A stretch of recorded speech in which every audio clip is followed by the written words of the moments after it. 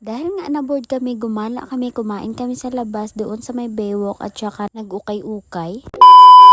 Pagkaalis nga pala namin nito ng staff house ay biglang bumuhos ang ulan. Medyo malakas masyado ang pagbuhos ng ulan kaya't ayan parang mga basang sisiw kami sa loob ng tricycle. Pero kahit nga malakas ang ulan at talagang gumala pa rin kami, wala naman kasi kaming gagawin kaya't ayan wala talaga kaming trip sa mga oras na ito. Parang humahad lang talaga ang panahon sa amin kung kailan kami gagala, doon pa talaga malakas ang ulan. Nagpark na muna kami dito sa gilid at saka pumunta na agad kami dito sa Baywalk. Dito namin naisipang kumain kasi nagkikrave ang kasama ko na kumain daw kami ng pastil. Dito kami madalas kumakain kay ate kapag kakain kami dito sa Baywalk kasi ang kanilang pastil ay bagong gawa pa. At ang maganda pa dito ay mainit ang kanilang kanin. Dagdagan pa nitong mga sauce nila kapag ilalagay mo sa mainit na kanin. Binigyan ko talaga ng oras ito na may voice over kasi nga kailangan ko na siyang i-delete sa aking gallery. Matagal na rin kasi itong nakastock ang video na ito sa gallery ko kaya't kailangan ko na talaga siyang i-delete. Pagkakain kayo dito sa Baywalk guys, try nyo dito kay ate kasi makikita nyo talaga na bagong gawa ang kanilang pastil. Habang naghihintay nga kami ng order namin ay tamang kwentuhan lang kami dito na site. Napansin ko talaga itong mukha ko na nagmamantika na talaga. Aba naman, napaka-haggard talaga ng araw na ito, char. Kung hindi nag-dry ang mukha ko ay nagmamantika naman. Naku po, wala naman ako nitong mapagpipilian. At sinerve na nga sa amin itong mga in-order namin. Double pastil nga pala ang in-order ko, tsaka sa kasama ko ay triple na pastil. Tsaka kay JR naman, 2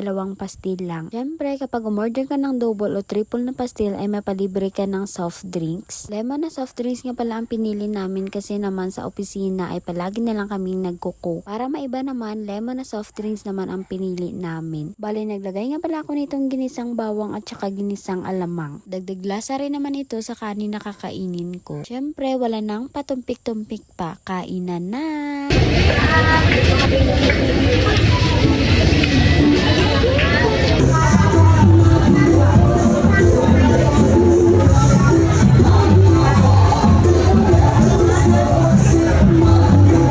Fast forward, after nga pala namin kumain, syempre bayad muna bago alis. Nakatipid nga kami dito konti kasi naman mura ang pagkain dito. Hindi nga umabot ng 100 yung kinain namin, 2 na kami. O diba? Napakamura. Kaya dito na kayo kakain kung nagbabudget kayo ng pera nyo. After nga namin kumain ay dumiretso nga kami dito sa may ukay-ukayan. Sinadya talaga namin pumunta dito kasi naman wala talaga kaming trip sa mga oras na ito. Taas kami nga pala dyan sa mga mahilig sa mga ukay-ukay. Ang kailangan lang naman kasi dito ay dapat wais ka sa pamimili ng ukay-ukay. Pagkatapos nga naming mamili ay syempre pumunta na kami dito sa may cashiers para nga magbayad. O siya, ito na muna for today's video. Salamat sa panonood. Bye!